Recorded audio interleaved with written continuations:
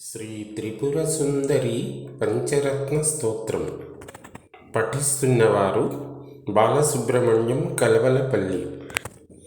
నీలాలకాం శశిముఖీం నవపల్లవోష్ఠీం చాంపేయ పుష్ప సుషమోజ్వల దివ్యనాసాం పద్మేక్షణాం ముకుర సుందర గండభాగాం త్వాం సాంప్రతం త్రిపుర సుందరి దేవి వందే.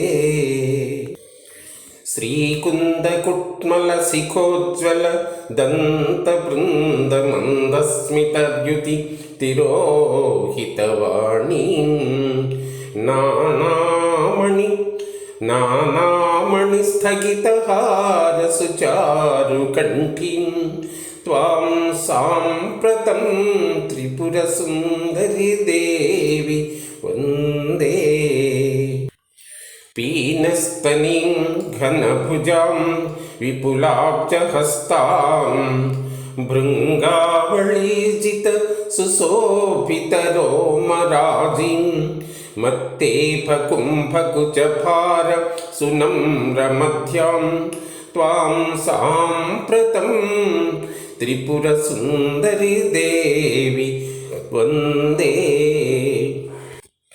రంభోజ్వలోరుయుగళాం మృగరాజపత్రాం ఇంద్రాదిదేవమకుటోజ్వల పాదపద్మాం హేమాంబాం ఘనఘృతాంచిత ఖడ్గవల్లీం త్వాం సాంప్రతం త్రిపుర సుందరి దేవి వందే.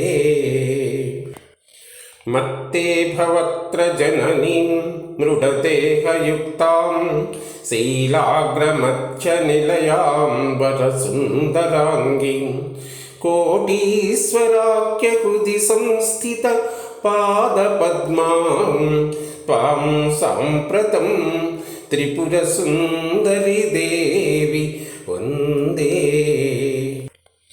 బాలే త్వత్పాదయుగళం ధ్యాత్వా సంప్రతి నిర్మితం నవీనం పంచరత్నం చ ధార్యతాం చరణద్వయే.